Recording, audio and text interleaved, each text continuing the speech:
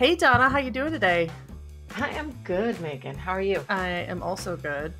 So a couple weeks ago, we were chit-chatting and you were like, let's do something with psychedelics. And I was like, sure, you can go find an expert. We'll talk about psychedelics. And what did you do? Found an expert, actually a really big expert on psychedelics. Yes, I'm very curious about it. I've been reading up and studying up about psychedelics when it comes to helping with fighting with depression and all the things that I always talk about on these episodes. I mean, poor listeners, they just have to be my therapist and you, Megan, I'm sorry. But yeah, I did delve into just, learning about it. And because I'm a geek about these things, I need to know everything there is to know and talk to as many people and as many experts. And I got a hold of Mark, and I'm pretty excited about this actually today. So okay, I'm ready to go right into it. Cool. So today's guest is Mark Haden, who's based out of Vancouver in Canada. And Mark, why don't we just start with telling us, why should we listen to you when it comes to psychedelic therapy? Well, thank you for the invitation to participate in this discussion with you. I have been involved with psychedelic research and psychedelic therapy for decades. Technically, I'm an adjunct professor of UBC School of Population and Public Health, but I worked originally in the addiction services. My first job was supervising therapists, and I realized that we had inadequate tools for the job. And psychedelic research was just starting back then, and I looked at what they were doing, and I said, we need to bring this into our field, and was unsuccessful at persuading my employer, the large health authority that manages all the health dollars in Vancouver, to take psychedelics seriously. So I quit and I started an organization called MAPS Canada, which is the Multidisciplinary Association for Psychedelic Studies. It's a large organization in the States, and I brought it to Canada.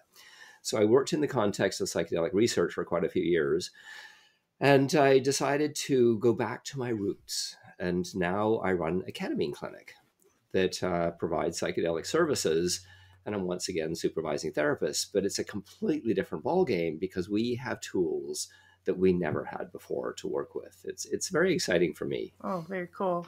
Just to start off with, because I did not do a bunch of research, and I'm not interested necessarily in partaking in psychedelic therapy. So for our listeners who are in my area, could you start off with what are some of the common psychedelics that are used in therapy, and how do those differ in what effects and applications that you use those in therapy? And then I think Donna's going to jump in at some point here because she's got a lot of good questions, but we'll start with just the very basics for our audience. Well, the front runner, the molecule that has been researched for about 30 years that is about to become legalized. By that I mean the FDA in the United States is predicted to approve MDMA, on the street it's known as ecstasy, methylene dioxymethamphetamine is the long and complicated title, for the use in therapy for post-traumatic stress disorder. That research has gone on for decades, and they've gone through, in order to turn a molecule into a medicine, you have to go through stage 1, 2, and 3 clinical trials. And MAPS in the States has done that. They've submitted their data, and we believe that it'll actually be legalized. By that I mean a doctor can prescribe it, and then MAPS will sell it to trained therapists. And hopefully Canadians will have the same access. Hopefully Health Canada will follow the FDA. And then that will be available completely legally through a doctor's prescription pad. So that's the front runner in terms of new psychedelics becoming legalized. What's currently legal is ketamine. Ketamine at a lower dosage is also a psychedelic. A higher dosage is an anesthetic dose, and anesthesiologists and surgeons noticed that it was helpful for people's mental health. And now it's widely available at a lower dose in a therapeutic context. That's why I run a ketamine clinic. But there are other ones coming down the research pipe. Psilocybin is common for researchers. Now, curiously, a slight tangent, the reason why researchers have been focused on psilocybin, which is sometimes called magic mushrooms. Psilocybin is used in pure forms in research context, but people talk about it as being mushrooms. But it's used by researchers, I think, not because it's necessarily more effective than some of the other psychedelics. It's just that regulators didn't know what it was. And so it was easier to pass regulatory hurdles. And once they had proved safety, it made it easier for other researchers to start looking at it. So psilocybin for depression, psilocybin for end-of-life anxiety are the two big, most common ones that will probably be the ones that follow up MDMA in terms of simply being legally available through the context of a doctor's prescription pad. But there are many others. I mean, what I find interesting, and I think we'll add a nuance to our discussion, is both looking at current research and what's happening above ground, but also looking at what's happening in the underground, because the underground learns from researchers and researchers learn from the underground. So the kind of things that are coming down the pipe are through research interest because they've looked at the underground are things like 3-MMC, 3-methylmethcathinone, is a little different from MDMA. We could look at the different classifications of drugs. There's the traditional ones, the LSD, psilocybin, mescaline, and DMT are the classics, the four classics. But there's also another group called empathogens that work very differently from the other ones. And 3-MMC is an empathogen that is very, very popular in the underground world. And I believe that when all psychedelics are legalized, it will be used frequently.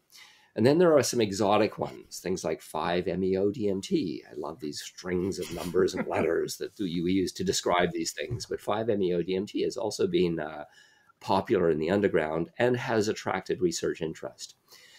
There's another one out there called MEAI, which is 5-methoxy-2-aminoindane, that is full self-disclosure. I work for a company that is promoting that, but it has shown to be of great interest as an anti-addictive molecule. It was a novel psychedelic that was sold on the internet and then noticed to have this interesting anti-addictive quality. And so a company was formed around it, and it's also going to be working the clinical trial pathway. This is amazing to me because there's so much there to discover and to actually be taken advantage of in a way. But the word psychedelic has been vilified since, 80s, definitely 60s, definitely before. I know their research started probably in the 30s, if I'm not mistaken, already about psychedelics. And I fear that some of the people that are listening have grown up with that mindset that psychedelics equals you're going to go crazy, you're going to have a bad trip, you're going to jump off a window.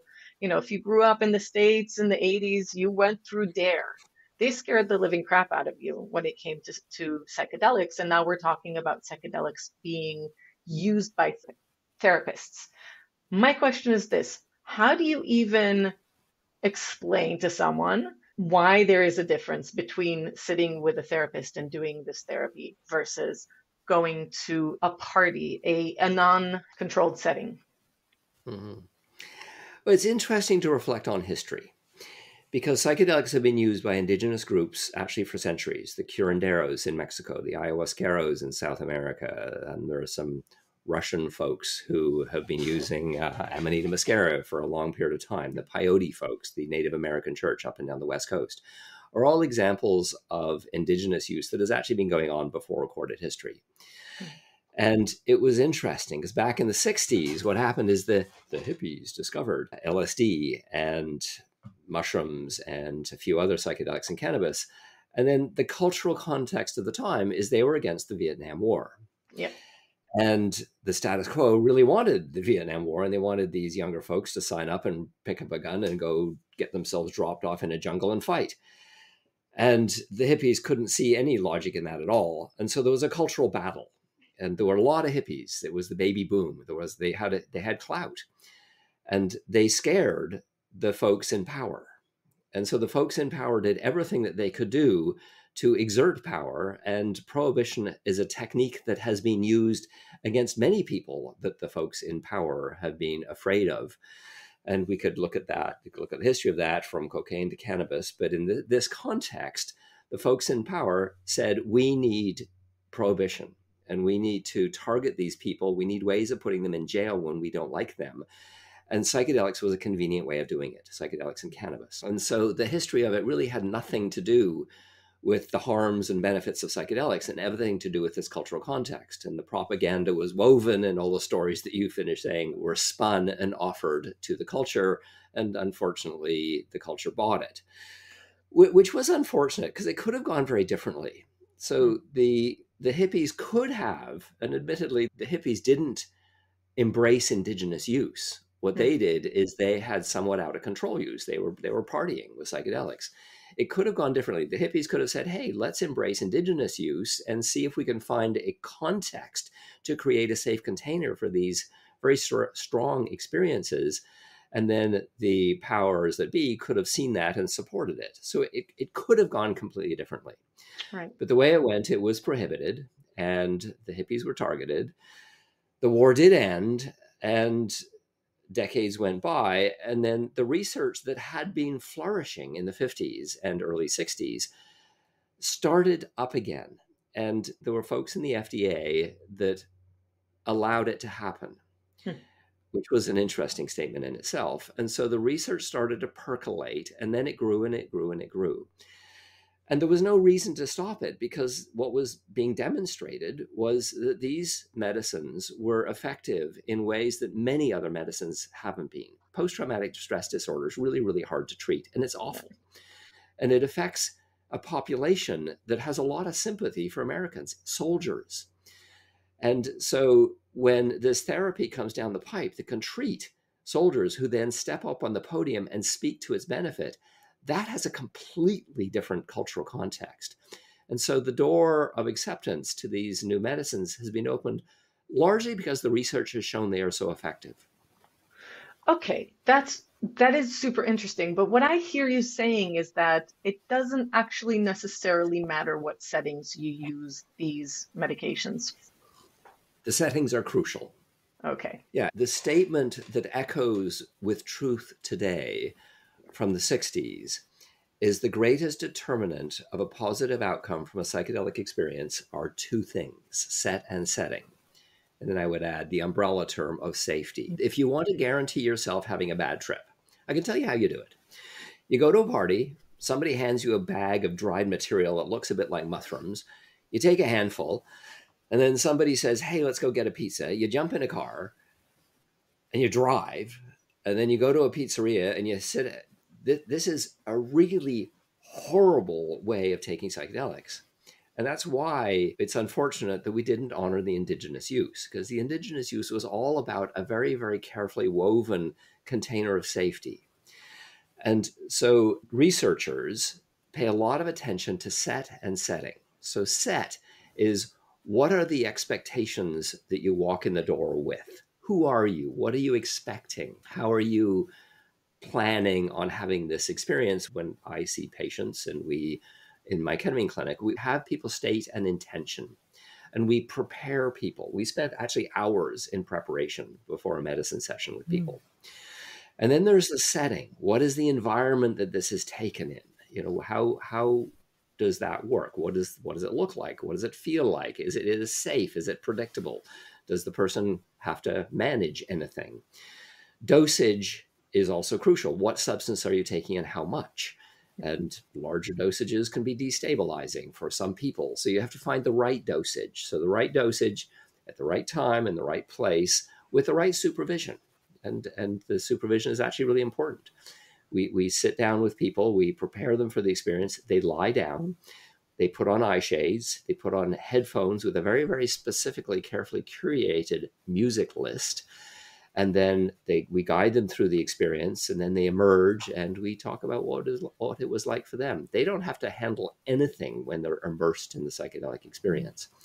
So setting, safety, dosage are the crucial determinants of a positive outcome. Could you talk about how maybe somebody with PTSD, how this therapy is actually helping them versus a traditional psychologist, or what other, I'm not really versed on the therapies that are used for PTSD, but maybe you could talk to the differences on why sometimes this works and traditional therapy doesn't work? Well, traditional therapy for PTSD often involves psychiatric medications, and psychiatric medications tend to sedate people, and they blunt everything, and they blunt their lives. Mm-hmm. So traditional therapy that involves psychiatric medications is problematic, and you have to take it for a very, very long period of time.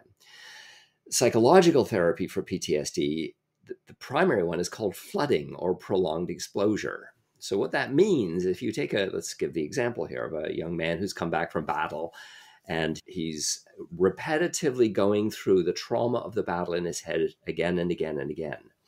He's hearing the bombs go off. He's hearing the bullets whizzing by him. He's seeing the blood around him. He is traumatized and replaying. It's called flashbacks. So he's replaying that trauma in his head constantly. Mm-hmm. Very emotionally distressing. You add the layer of I'm supposed to be a tough guy and I'm not in control of my life at all. That particular tape loop is also really horrible for these guys. So then you go to a psychologist and they say, well, we need to desensitize you to that experience. So they recreate the trauma every way they can, and they sit the person in that environment long enough that hopefully they will desensitize. Now, the technical term for researchers when they look at that is the dropout rate is high. People don't want to be exposed to their trauma again and again and again and again. It's actually an extremely difficult thing to go through. So prolonged exposure is very, very challenging. It isn't particularly effective, and it's very difficult to go through. Psychiatric meds are just dull your life, and that's a problem. So along comes MDMA. So MDMA, methylene doxymethamphetamine, known on the street as ecstasy, but that's something else entirely. We're just going to call it MDMA. And the experience of it, I mean, again, you set people up for the experience. There's tons of preparation. But then during the medicine day, actually, let's go back a notch. So what is PTSD? What actually happens? So let's think about the difference between the conscious and the unconscious mind. And I'm going to give you an example to help us understand the distinction. When you're learning to drive a car, you slide in behind the wheel of the car, and your conscious mind looks at the complexity of the knobs and the buttons and the levers and the pedals, and you go, oh my gosh, in your conscious mind, and slowly one at a time, you figure out all the different knobs and buttons. And you think about it, what does this do? And you twist and you go, oh, that's the windshield wipers. So your conscious mind thinks about it again and again and again. And then you drive out into traffic and you're consciously thinking about the distance from that stoplight. So a lot of conscious activity. Later in life, that conscious tape loop, that driving tape loop, drops into your unconscious mind. And later you slide out. You don't think about where the key slot is. You just put it in and turn the key. You don't think about where the pedals are. Oh my gosh, where are the pedals? You don't think that, because that's unconscious. That driving tape loop has dropped into your unconscious mind. So with PTSD, it's the same thing. All of these conscious things that soldiers were doing during battle then drop into their unconscious mind, and it's an unwanted unconscious tape loop. Driving tape loops are wonderful to have in your unconscious mind because it means you can drive and think about sandwiches and the radio and the meeting you're about to have. Mm-hmm. So it runs your life when you're driving in a way that makes your life a lot easier. But when a PTSD tape loop is in your unconscious mind, it's hugely problematic because how do you access it? How do you get into your unconscious mind and change stuff that's down there? Well, that's really hard. MDMA allows for access. It reduces the permeability between the conscious and the unconscious mind. So somebody will take MDMA in a very, very carefully constructed context. They've been prepared. They lie down. They take the MDMA. The permeability between their conscious and their unconscious mind goes down. So they can take their conscious mind and go and find the tape loop. Now, there are some therapies that find ways of doing this. But what happens is when they find the tape loop, there's a fear response, a huge fear response. And then the therapist has to deal with lots of fear and defenses. With MDMA, the fear response is quieted. So it feels safe. You now have access to the unconscious tape loop and you don't get a fear response. So you can go to the unconscious tape loop and kind of unravel it and release the energy that's there. So it's still there. The soldier doesn't forget the battle. The battle is still there, but the emotional charge and the pain and the suffering and the repetitive nature of the PTSD dissipates and they get their lives back. So it's kind of taking the adrenaline that goes with the experience that's driving the fear and kind of lowers that. But I'm assuming this is something that needs to be done multiple times, or is it something that's so effective that after one time of doing this kind of therapy, they have immediate relief? And what does relief look like for someone that has PTSD? Well, the research on your first question is actually very clear. The first treatment is the most effective. The second is almost as effective. The third is still effective, but less so. And then it reduces fairly substantially from there. So the ideal number of treatments for somebody with severe PTSD is 3, wow, with a lot of support before and after. It's not, you can't see this just as MDMA therapy. It's MDMA in the context of a large therapeutic process that involves a lot of debriefing as well at the end. MDMA by itself, going to a party and dancing with MDMA is not going to help PTSD. It's MDMA assisted therapy, and the therapy is actually quite specific. Okay. That was your first question. You had 2 questions. Yeah, the second part of that, sorry, I have a bad habit of asking 2-part questions, and I need to stop doing that. The second part of my question is, what is the relief that they feel? Like, what is the before and after for the patient after doing such a therapy by having this permeability and being able to address that in a controlled environment where they're not going to have fear? What's the outcome on the other side? Let me answer that question with an analogy that I find incredibly helpful, and I use it all the time with our patients. And the analogy is, you're a skier, a downhill skier in a mountain with a gondola. So you take the gondola up, and what you find is you get pulled into this rut on the left of the gondola. And it just happens kind of automatically, because there's this kind of way of getting down the mountain that's well worn, and your skis just kind of automatically get into that rut, and you go down the mountain, and then you take the gondola back up again, and exactly the same thing happens again and again and again. And you decide you don't want to ski that particular rut. So you take the gondola up, and again, you're pulled. And as you're being pulled, you're fighting it. You're fighting it, and you're fighting it, and you're fighting it, and you're struggling with it, and you don't want to be in the rut, but you're still in the rut. And that struggle of not being in the rut happens again and again and again. And then you hear about psychedelics, and you take the gondola up the mountain, and instead of going in the rut, you take a little time out. In fact, you wander over to the ridge, and you sit down and you look at the view. You have a big picture view of everything. You can see the village below, you can see the mountain, you can see the old rut that's very much there, and you can see the new fresh powder that's possibly different ways down the mountain. And you have an opportunity, you have time out. You have time out from skiing and life generally, and you get to consider the big picture. And as you're sitting there, it starts to snow. And you notice, as you look over at the rut now, that it's kind of getting filled up with snow. And so it pulls you less. And then with your conscious mind, you say, I want to ski down the mountain in a different way. And as you get back up on your skis, you realize you don't have to use the rut anymore. And you ski down the mountain in a different way using fresh powder. You go back up the gondola. And now you can still see the rut. It's still snowing. The rut is there, and you still feel some pull to the rut, but you now have been down the mountain in a different way, and you consciously choose to go down the mountain using the fresh powder again. You go back up the mountain again, and it's snowing heavily. The rut is now almost fully obscured, but it never goes away. The rut will always be there. You'll notice it. You can see it. It's there. But you stop, you think about it, and you choose to constantly go down the mountain in a different way. And then you develop new ways to go down the mountain that are through the fresh powder in the way that you want to go. And those too can become ruts because you're using them all the time, but they're ruts that you have chosen. Mm-hmm. So that's what happens.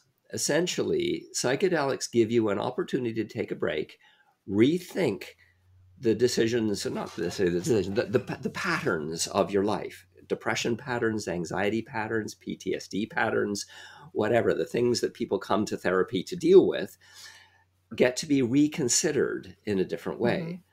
It was interesting. Without any identifying details, I'll tell you, I ran a psychedelic session just this last weekend, and there was an individual who had come to our session who had had a big trauma history, and she believed that her manifestation of her life was anger. She was angry all the time. And so she believed she was going to come to the session and thrash out all of her anger. And curiously enough, she had a psychedelic session and she sat up and she said, I'm not an angry person. Why would I want to thrash out my anger? That's not who I am. My fundamental soul is not angry. I'm actually this other thing. And she described who she was in this world. And we worked a little bit at manifesting that. And it was a transformative experience because she redefined who she was in this world. She went down the mountain in a different way very, very quickly. Wow. That sounds like a dream. Honestly, for someone who's suffering from depression and has been my whole life, it just sounds like, first of all, it's very frustrating that this is not something that's happening already legally and everything. It also sounds to me like again, the stigma that has been around psychedelics unfortunately slowed things down. And as you explained, the use of it in the Western world, as always, we ruin things.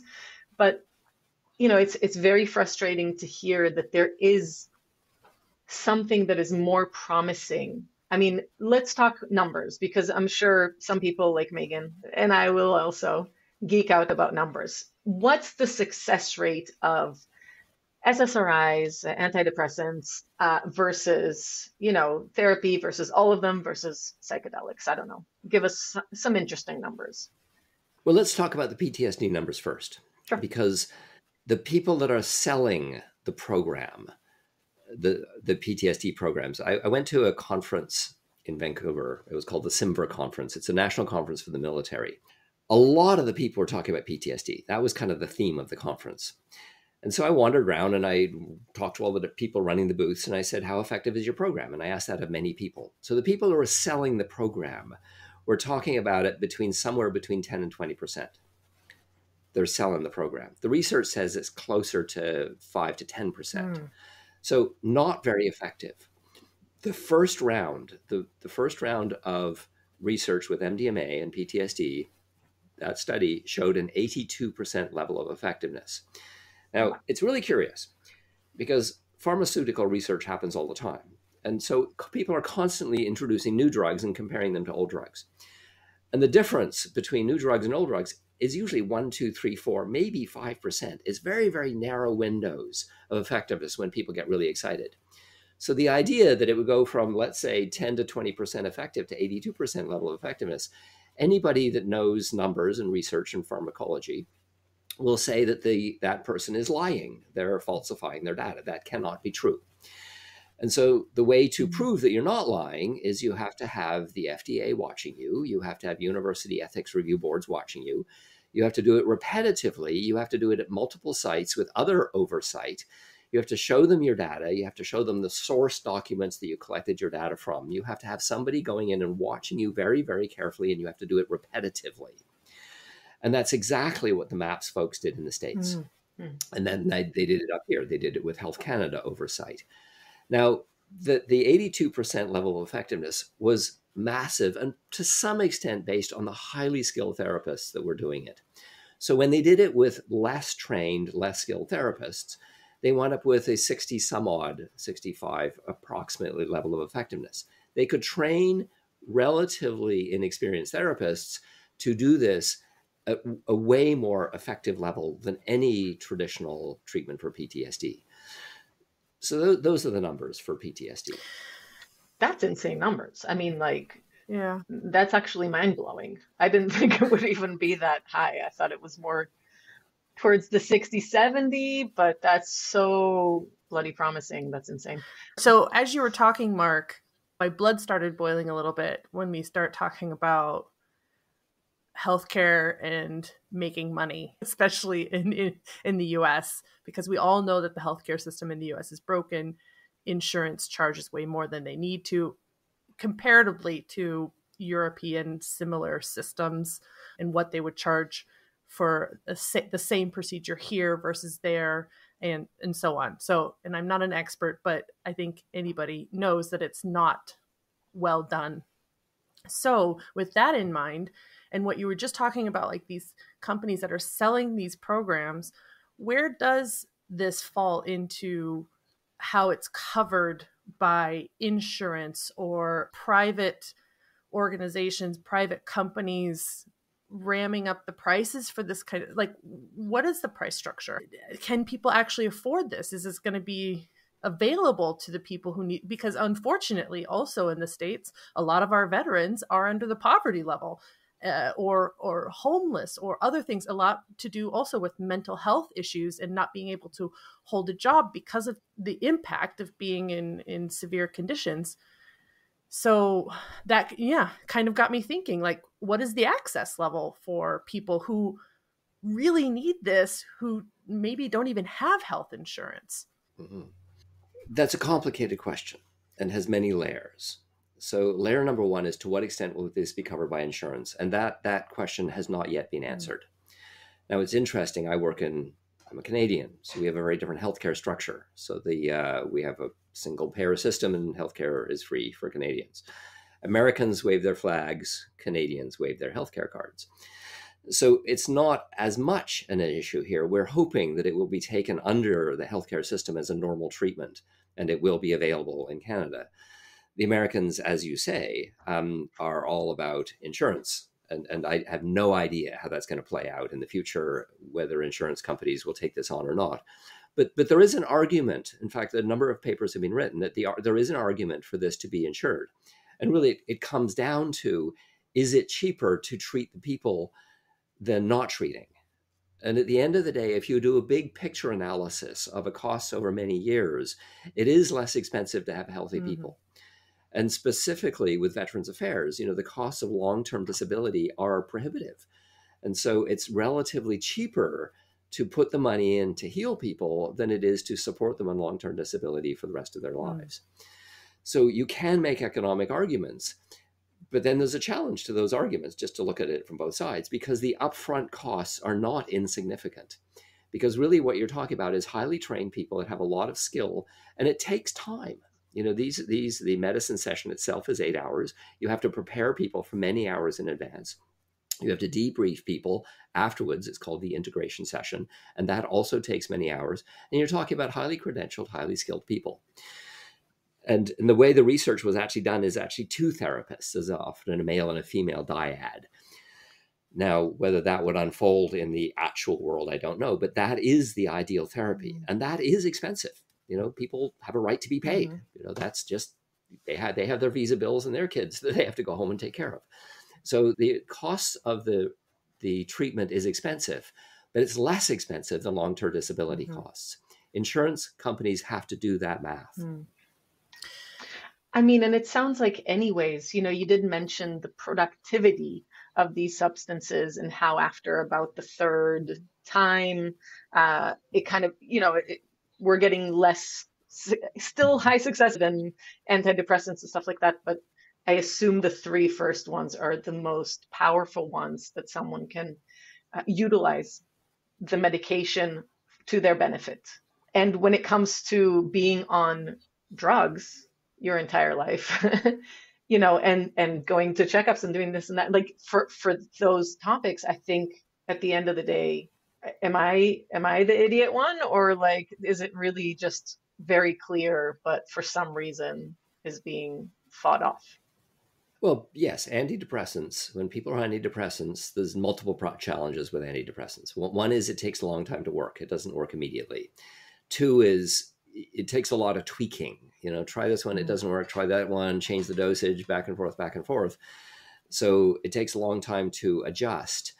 And if you look at it's called systematic reviews. So in the research world, there are researchers who go in and look at other research and then make statements about all kinds of different research. They try and do a systematic analysis of all the research.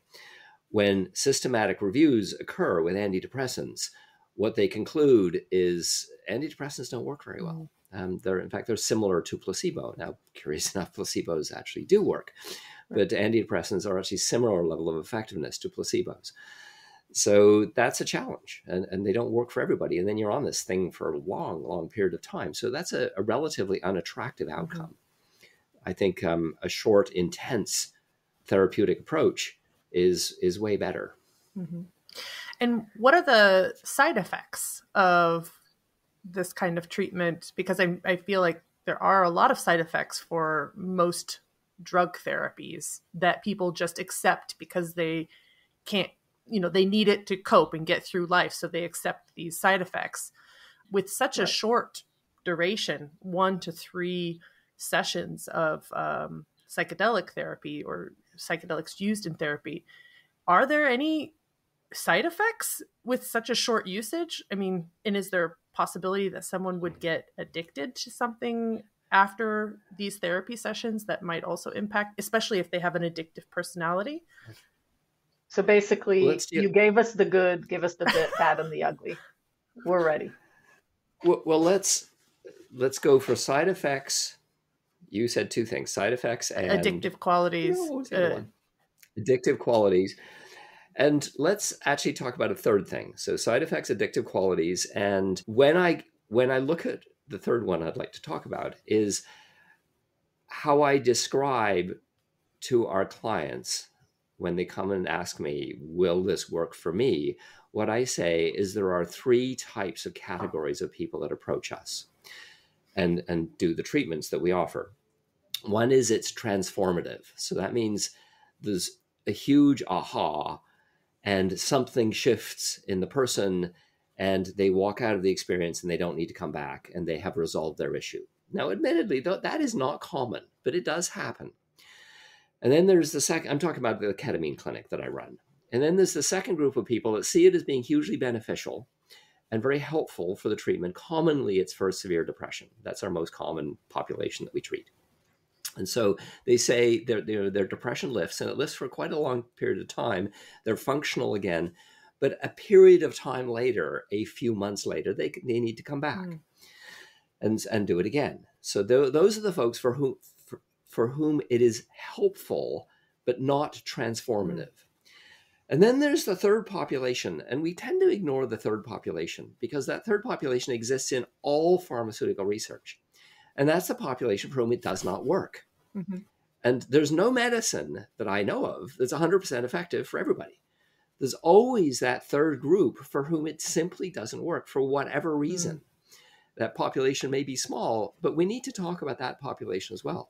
Because people come to us with this huge expectation, this hype, this podcast that we're doing right now is a typical example. When you listen to this, you go, oh my God, this is fantastic. And so you walk into a clinic program and you have huge expectations. And what happens if you fit into that third category of the type of person for whom it does not work? And you've been struggling with depression, for example, for years and years and years, and you take this therapy and it doesn't help. What actually happens is you're extremely disappointed. And in that extreme disappointment, quite frankly, to be completely blunt with you, suicidality rates go up. I kind of get that. I mean, again, coming from someone who's suffered from depression, like if that one thing, that 82% of, success rate and blah, blah, if that doesn't work for me, like what the fuck, right? So that does sound like something that is totally understandable. But what about numbers there again? So you're saying there is a small amount. Well, it's different with the different psychedelics. It's like 40% approximately. So that brings me to the MDMA next question, even before, sorry. So that brings me to the next question before you even answer that. I know I'm confusing. I'm sorry. But you're saying it depends on, but if we constantly try antidepressants just to find the right one, should we then also try the psychedelics? Now I'm ready for an answer. I'm sorry to cut you off. That's a complex question. Oh, so if you're that question, if I'm going to interpret that question, is if you're on an antidepressant, should you try psychedelics? No. Is that the question? No. Okay. I meant when you mentioned the problems around antidepressants, you mentioned also something that I went through a lot, which is try this one, doesn't work. Okay, try that one. And it's not try for 5 days. It's try for a month or two. So it's a long ass Yes. process. So does that apply also to psychedelics? Because you said, well, it depends on the psychedelic. Does that mean that if psilocybin doesn't work for me, if I should maybe try MDMA again in a controlled setting, in a therapeutic setting? Is that something that makes sense around psychedelics as well? So we can't answer that question through a research lens because the research has not been done. Researchers choose a psychedelic and they choose an indication and they walk through a population of people through that psychedelic for that indication. And then they say, this is the outcome. They never switch. They can't. In a research paradigm, you can't switch and say, okay, we tried it and it doesn't work that way. But I'll give you my opinion. And my opinion is absolutely yes. There are the type of therapy and the experience of MDMA is completely different from the experience of psilocybin and the classics. I also want to throw sort of LSD in the pile. Now, LSD was certainly marginalized, targeted, and stigmatized. But as I said before, psilocybin is only researched because regulatory authorities didn't know what it was. I think when these things all become legalized, which I believe will happen, when LSD, psilocybin, MDMA, 3-MMC, 5-MeO-DMT, all of them become legalized, I think therapists will do exactly what you're saying. They will try one. They will try something like MDMA or 3-MMC, and it will work or it won't work. And they will have access to other ones so that for those folks who are the non-responders, they could say, well, let's try it this way and give them a completely different experience and see. I think if you work your way through multiples with the non-responders, the non-responder groups get smaller and smaller and smaller and smaller. Yeah. So I think that is a reasonable approach that we would have as therapists later when they're all available. Can we want to go back to the addictiveness question? That's what I was going to. I was going to circle back around because I know we kind of got off on a tangent. So to bring us back, you talked about the three different kinds of people. You talked about the three different kinds of people. Yes. Transformative. Yes. It works great, but they might need to come back, and the people that don't work. So we kind of went off on there. Yes. But back to the side effects and potential addictiveness of the therapy. Addictiveness. So with the addictiveness piece, that is a question that is asked, and it's asked by researchers. And so I'll give you the research answer, and then I'll give you my answer, which is probably slightly different from the research answer. So the researchers do ask later, would you ever consider using this recreationally? And the answer is an overwhelming no. And the reason why is if you're a traumatized soldier and you've involved yourself in this therapy, you have no interest in the medicine. You're trying to get your life back. That's the issue for you. Nobody's dancing. This is not a fun experience. In fact, quite frankly, it's a very, very challenging experience to go and deal with your PTSD.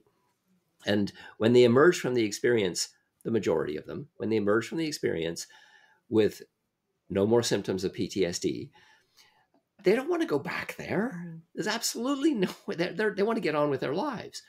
So the addictiveness through the lens of researchers is virtually zero. Now, I have a slightly different opinion. If you look at, I run a ketamine clinic. And so there is the research that says that ketamine can be addictive when used recreationally. And so there is an ability to have a problematic relationship with ketamine. We know that. In fact, I used to work in the addictions world, and I would have clients showing up in my office and talking about their addiction to a whole variety of different things. And ketamine was certainly sometimes on the list. Yeah. So when these things are all legalized, will there be a blur for those folks who can't afford it? They can't afford these treatments will be expensive. The underground exists. So I could imagine myself being a person who's struggling with depression, saying, I can't afford the traditional therapy. Why don't I just go and get some ketamine and go find, somebody who knows somebody. I know a guy who knows a guy who knows a guy, right? If you just start poking at all your friends, sooner or later, you'll find somebody that will sell you ketamine. And so now you're taking ketamine outside of a therapeutic context, and you might find it to be enjoyable. So I think in that kind of scenario, you actually do have a risk factor. And I think as psychedelic therapists, we need to talk about this. So we need to talk about the potential risk, and that is a risk. But I mean, I feel like that's a similar risk to alcohol. right? People can use alcohol recreationally because they want to loosen up after a long day or because they're with a group of friends. And this is socially acceptable nowadays, but you can also abuse alcohol, become addicted, and, you know, need it to live every day. So I feel like this is in the same classification of that, or nicotine or caffeine, which are all, you know, open for use. I do know that let's say I feel like people who have anxiety issues or depression might be more predisposed, I'm just guessing, to search out for something that will help them cope, whether that's a bit of pot every day or, marijuana, or mushrooms that they grow in their basements. I mean, I feel like that is already happening and that people are basically self-medicating anyway.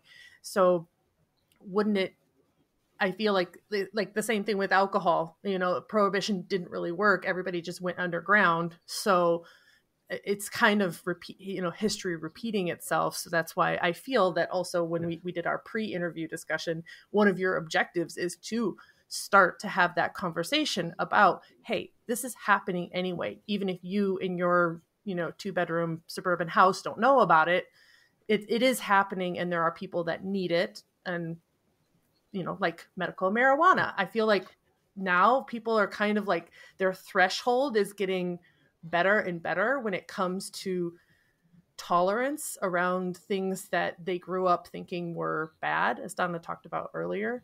I don't know if I have a good question there. Is mostly like, I just see history repeating itself. And do you think that, how long do you think it's going to be before these kind of psychedelics really become something like, oh, he smokes pot, it's okay. He drinks a drink in the evening and he smokes a cigarette. Like, this kind of casual use becomes kind of mainstream for North America? Well, there's many questions in what you said. So the harm research is quite nuanced. There's a lot of information that is available to researchers on drug harms. And the skillful researchers break down drug harms into a whole variety of different types of harms. There's physical harms, there's social harms, there's harms to self, there's harms to others, there's psychological harms. And so the skillful research, the analysis of the drug harm research, is that some of the most harmful drugs are the legal ones. Alcohol is actually a really nasty drug. It's actually toxic. In fact, Canada produced some new drinking guidelines relatively recently that said, if you want to reduce harm, if you want to not have a harmful relationship with alcohol, I think it's 1 or 2 drinks a week, max, absolute max, like 1 or 2 beers a week maximum. So essentially, the best way to have a harmless relationship with alcohol is not to drink it. And alcohol specifically causes physical harms to oneself, but it also causes social harms. I actually used to train the Vancouver Police Department. And one of the things that they would constantly tell me is the most harmful drug from a police point of view. If somebody's going to start taking a swing at a cop, they're drunk. It's alcohol. Social harms, physical harms are huge with alcohol. So there are legal drugs. Tobacco is a nasty one. It's really hard to quit tobacco. The psychological addiction to tobacco is absolutely massive. Caffeine, people see it as harmless, but it actually is an addictive drug. The withdrawal from caffeine is headaches, and it's a diuretic. It makes you pee a lot, so it's actually a relatively strange drug if you really think about, our collective relationship with caffeine. So our legal, socially acceptable drugs are actually quite harmful, and psychedelics are way less harmful. All of the harm research says that psychedelics are some of the least harmful drugs that are available to the human species. So the harms are low. Even if people are using them regularly, the harms are low. It's interesting when people talk about things like their LSD usage, they're inevitably sporadic. If you think about alcohol, often people will come home, and not an unfamiliar pattern is people will have multiple drinks a week, sometimes multiple drinks a day, regularly over a period of time. Nobody ever does LSD multiple times a week. It just doesn't happen that way. There's nobody that has that relationship with it. It doesn't work that way. So even people that are using psychedelics recreationally tend to use them very, very infrequently. So it's a very different kind of relationship. Just the nature of the experience doesn't pull one to do it repetitively in the same way that it does with currently legal drugs.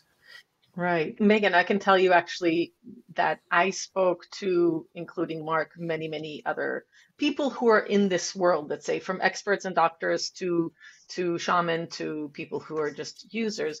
And they would say, yeah, once, maybe twice a year, they would repeat an experience. And some said like, oh, I haven't done it in 4 years. So the addictiveness is extremely low. The desire to repeat it, the experience, is also, even if you're not addicted, the I'd like to do it again is extremely low. The social and health harms for psychedelics are also extremely low. So given in a wise society, we're not talking about regulation yet, but in a wise society, these things would be available and people would self-regulate, and people don't tend to want to do them frequently. And certainly when you're involved with them with therapy, you don't tend to want to go back because you're done, you're fixed, you don't really want to have that experience again because it was all about your trauma or your depression or your anxiety. So people want to get away from that as quickly as they possibly can and not repeat the experience. Have you ever seen, or is it common or not, is my question, to see someone going through this kind of therapy and also seeing physical illnesses or chronic issues dissipate as well? Well, it's interesting. The College of Physicians and Surgeons in British Columbia, Canada, released a statement on ketamine that was it can be used for mental health conditions and chronic pain. So that's interesting because ketamine has a really interesting history. It was first used as a dissociative anesthetic in surgery. And it's a relatively easy anesthetic to work with because if you take too much of it, it doesn't kill you. And regular anesthetics do. So it's helpful in surgery. And so it was used in surgery, but surgeons came along and they would want to talk about the knee. How's your knee doing? And the person would say, well, this is how my knee is doing, but I'm not depressed anymore. And they would repetitively say that to enough surgeons that the surgeons all got together and say, hey, we should think about this. This seems to be the side effect of it being an antidepressant. And so then the College of Physicians and Surgeons said, okay, we're going to make it available in hospitals. We want to be careful. So it was now available for severe depression in hospitals. But then somebody came along and said, why is it in hospital? We don't need hospital. We don't need to have emergency availability because it's a relatively harmless drug. It's harmless at a much higher dosage, about 5 times the dosage. 5 times the therapeutic dosage is the anesthetic dosage. So you're taking 1/5 of an already safe dosage. Right. So why do we have to have this in hospitals? Well, actually, we don't. So they said, you can now use it in community and you can use it for mental health conditions. And I find that language really interesting because that the word diagnosis isn't in there. It's mental health conditions. My interpretation, I see the term mental health conditions as being broader than just specific diagnoses. Right. So they say mental health conditions and chronic pain. So yes, there are other things that wind up being treated, sometimes intentionally and sometimes inadvertently. Amazing. I have a question to follow up on that one. Is there research or is there anything around use of psychedelics for people with Alzheimer's or dementia? Yes. And so far it's inconclusive. But the kind of the principle that researchers are often adopting is this concept of neuroplasticity. The brain can rework the ski analogy that I used. You can ski down the mountain in a different way. A neuroscientist would say new connections get formed. Actually, there's 2 things to neuroplasticity. New connections get formed and cells actually change. They grow. So the growth of new cells and the reconnecting of existing cells, those sort of 2 elements to neuroplasticity. And so brain researchers are really, really interested in that. And so certainly Alzheimer's is a brain problem. So what happens if this neuroplasticity piece could be applied to people with Alzheimer's? So Alzheimer's is certainly of great research interest. The outcomes are not conclusive yet. Okay. Yeah. And my follow-up would be, what are the long-term, do people who take or do the psychedelic therapy in their 20s, 30s, and 40s, it would be also interesting to see if they have a less prevalence to dementia or Alzheimer's later on because of this neuroplasticity availability at a younger age. I'm always interested in this because I feel like I have, that's like the one thing that really scares the shit out of me, because I feel like there's like very little control. Yeah, okay, you take your omega-3s, do all the brain health stuff, but in the end it can just sneak up on you, and then you have it. So for me, it's one of those big unknowns. Well, I have the same issue. My mother died of Alzheimer's, and it was a very, very long, slow death, and I held her hand throughout the whole experience, and it's challenging. So it's in my genes, so I have the same fear. Yeah, yes. Same And the answer is, to your question specifically, is we don't know. That research has not been done. I mean, it's a great research question, but it hasn't been done. I know that you wrote a whole book about this, and I know that we're running out of time. I wanted to know go back a little bit and dig deeper into what are people risking by, or maybe not risking, what should they be on the lookout for if they decide, yes, I'm living in a country that does not help in terms of access to anything, and I do need to go underground. What are the things that I need to kind of keep in mind? Well, let me answer the question tangentially. So in my world of MAPS Canada, I was a public figure. People would see me talking at conferences. My name was out there. And so the underground world is thriving. Lots of underground therapists provide psychedelic therapy for people. And what would happen is some of them were just incredibly unskilled. They would do it really, really badly, like really badly. And then I became the community complaints department. Who do you go to if you're unhappy with your underground therapist? Well, me seemed to be the answer.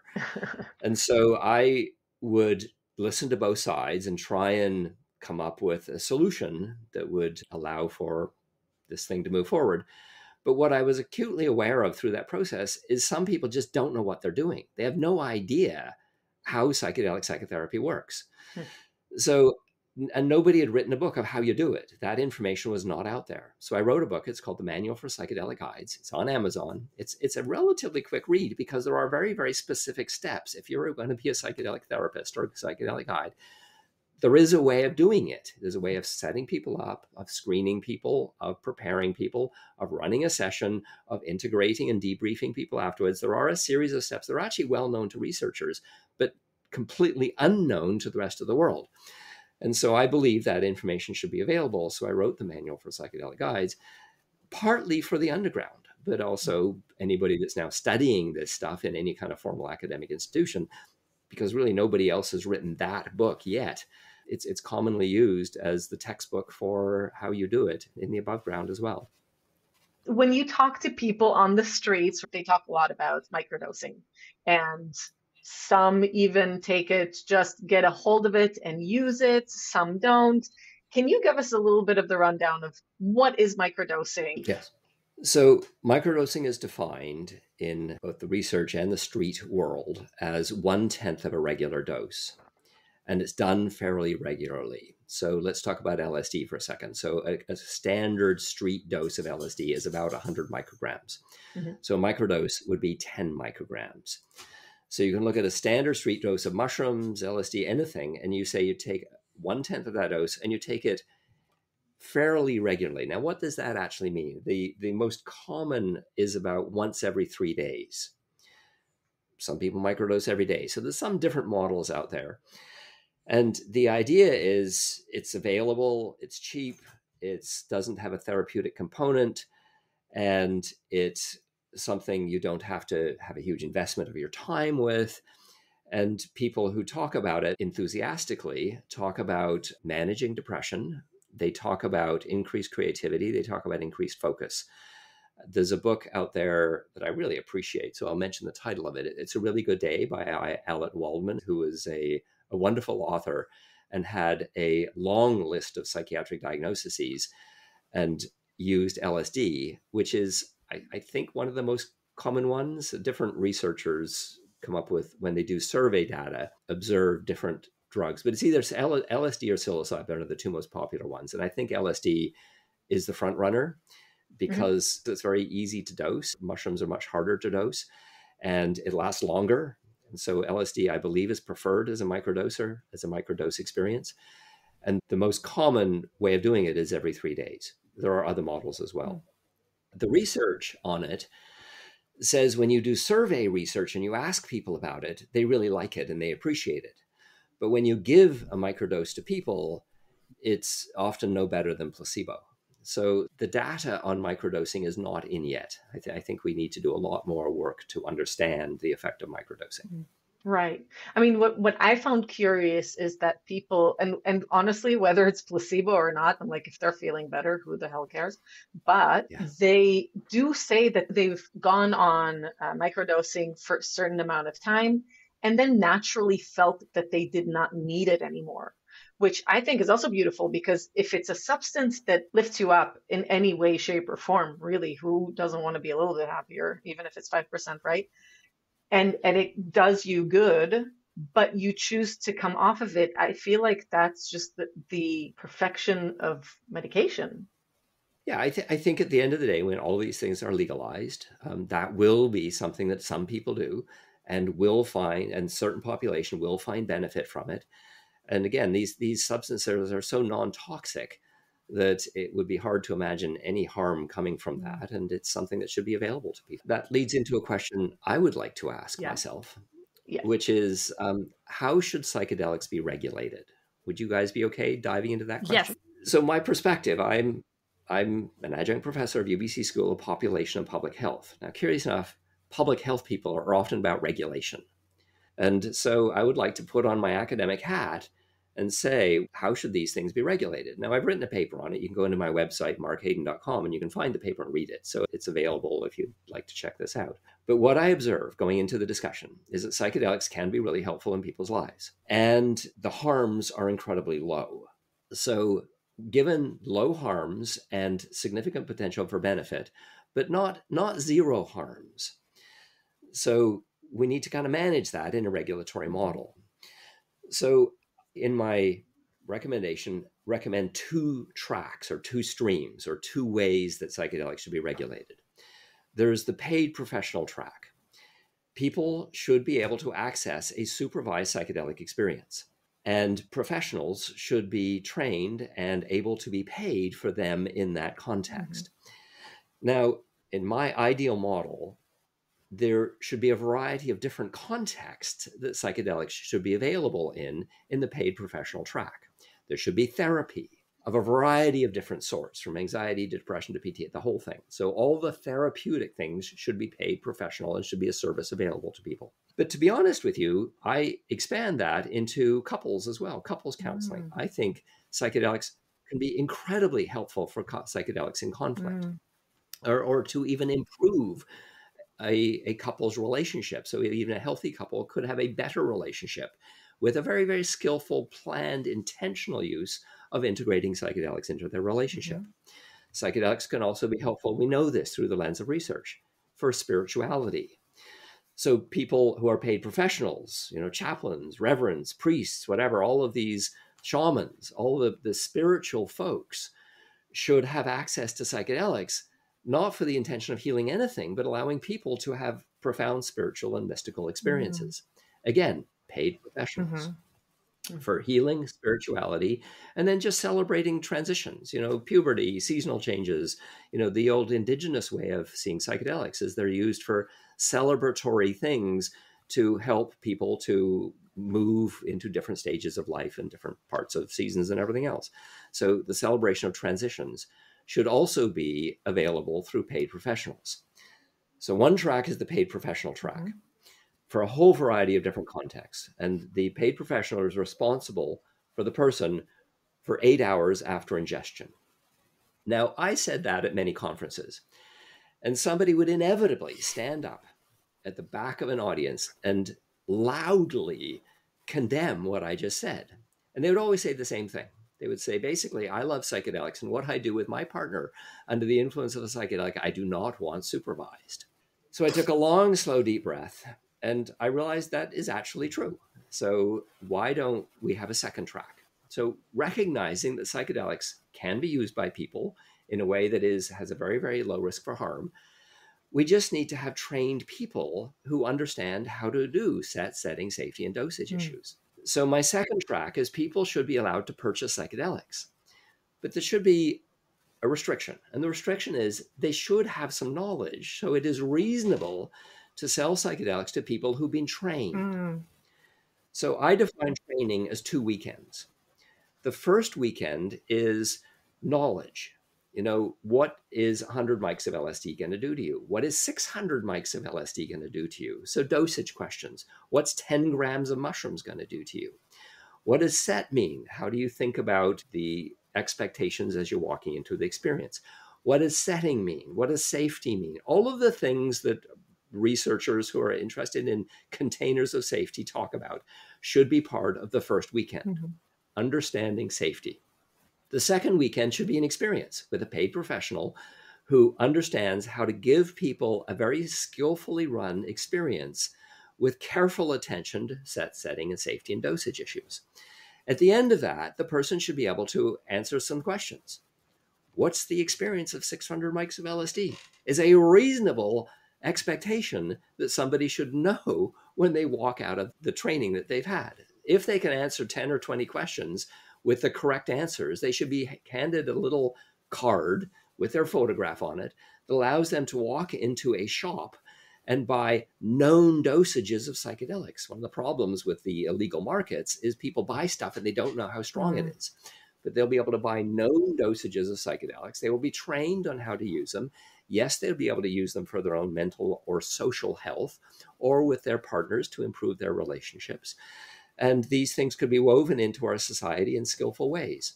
Shamans would be encouraged, indigenous folks would be encouraged to offer their services in trained, skillful ways, and they could be embedded in our culture in a variety of different ways. I mean, I would love to see existing churches that are massively losing their congregations to include psychedelics in their services as a way of bringing people back into these beautiful buildings that shouldn't be abandoned, and a congregation should be revitalized with these powerful spiritual experiences. Yeah, that's beautiful. That is such a beautiful idea. I was going to say the same thing. Beautiful, because yes, yeah, it's like, but how do you see that? I mean, like, do you see that happening? Because I feel like this world is just run by stupid people, honestly. But it's kind of like driver's licenses, Donna. I mean, at some point, people were with the horse and buggy. There was no driver's license with the horse and buggy, and then the car came around, and still no driver's license. People just said it's electric buggy. It's a steam buggy, without a horse. Horseless carriages, right? So I feel like that is the progression. It's like, okay, I completely see what Mark's getting at. And actually, that was exactly what I was hoping he was going to say, because it's like getting your driver's license. Nobody's going to hand you the keys to a car that can kill somebody or yourself without a little bit of training. And honestly, there's a lot of training when you go to get your driver's license. So I think 2 weekends, if you... a lot more than Mark's idea. Yeah, I mean, that's why I feel like it's the best of both worlds. It's like, here, you can do it on your own, but we would really like you to not kill yourself or somebody else. So let's teach you how to use it safely. Know that, you have that experience with a trained professional, because then you know how you're going to feel, so that okay, I need to be in a safe space. Maybe we need to have some friends come over to spend the day. So, if we have kids, you know what I mean? I could see like parents, and then they're like, oh, it's not going to be too bad. We can watch the kids. We don't need babysitters. No, you probably need babysitters, or they need to go to somebody else's house. I mean, there's a lot of things to consider, I think. So I'm 100%. I love these 2 tracks. This is awesome. Well, let me gaze into my optimistic crystal ball, given that we recognize I have a bias, and my bias is optimism. So psychedelics are becoming legalized. And they are becoming legalized to the therapeutic track. Ketamine was the first one. MDMA will be the second one. Psilocybin will be the third one. I'm guessing LSD will be the fourth one. So as we increasingly become aware as a whole society that my Uncle Ed, who was miserable and depressed and been struggling with this thing for a long period of time, is now present in our family in a completely different way because of his psychedelic medicine and treatment, that will make a difference. And when the fact that soldiers are talking about it through PTSD, soldiers have a lot of credibility. Frankly, in the ketamine program I run, we put together a program called Helping Heroes. As I said, I used to train the Vancouver Police Department. I know them. So I called up my old supervisor and said, we have the best treatment for PTSD. Are you interested? And now I'm engaged with a discussion around providing psychedelics for police officers. Wow. Helping Heroes. Fabulous name for a program. Yes. So when you have police officers who are talking about psychedelics as being helpful for them, when you have soldiers talking about psychedelics being helpful for them, that makes a difference to our society. It shifts the discussion significantly. So when we have those folks leading the charge, public opinion changes. And when you have, multiple healing things that have happened all over the place, people say, well, hang on a second. How about using it as a larger context? And then the larger context is spirituality. Oh, end of life anxiety is huge. Yeah. We all have to die. That is actually non-negotiable. It's going to happen to all of us. And so watching Aunt Emma, who has cancer, who's really, really suffering, having this profound experience, and then looking at the family around her and saying, it's okay now, I'm ready to go. And a skillful death doula, somebody who's working with people in the dying process, who's using psychedelics, will include family members in the experience. So it won't just be the person dying who's taking the psychedelics, but they'll take it with their family members. So profound, intense family experiences as somebody leaves is also a psychedelic offering. The people who are left behind will be profoundly changed in their experience of the value of psychedelics being a connecting experience and allowing people to deal with really, really difficult issues like dying. So all of those things together have impacts. And the impact will be the recognition that psychedelics can be helpful. And hopefully the indigenous voice will continue to be strengthened. And then that will be available, and people will go to a shaman and take peyote and ayahuasca and all these other things. Curanderos take psilocybin mushrooms. So those will be available in a variety of different ways. Through all of that, eventually the folks that have run all of these churches will say, hang on a second, everybody's going off to those other spiritual experiences. My congregation is leaving me. This doesn't make any sense. I have a gorgeous building here. It just makes economic sense to get my congregation back. And so starting to offer psychedelics in that context. That's my optimistic crystal ball. Well, Danna, do you have any other questions? I'm thinking we learned so much. So we definitely know why we want to make this happen, why we want to support such, organizations and movements and doctors and studies that are going towards the psychedelic route, because it sounds very promising. I also feel like although we're far ahead, there's still a bit of time until we get there, unfortunately. Yes. Well, cool. That sucks. Danna's both happy and sad at the same time.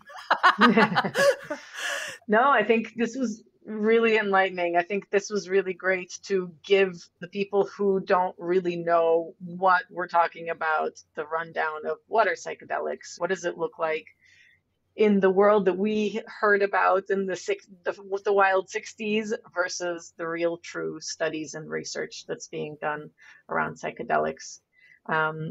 Mark, do you have any other plug that you want to let us know about, except for definitely read Mark's book? I highly recommend it. It's quite an eye-opener in general. Well, the book is called The Manual for Psychedelic Guides. It's available on Amazon. The clinic I work at is called Chi Integrated Health. It's QI is how Chi is spelled. And it's in Vancouver. It's a ketamine clinic. And I have a website, markhaden.com, Haden. There's no Y in that. And I give away tons of stuff. You can go find all my papers and everything else, and people can go just read about what I've done. And it's a free website that I give away stuff at. tons of stuff. I mean, I was submerged in that website for for a good week straight, just looking at videos that you have on there and articles and stuff like that. So definitely recommend checking Mark out. Cool. I appreciate your interest in this important topic. Thank you for this discussion. Thank you. Thank you for all doing all the hard work for us. I know that me and a large community of us are highly grateful to, you know, to find something that hopefully will help most people. I'm holding on to that 80%. I don't know if it had nothing to do with depression, I know, but in my head I'm like 80% chance.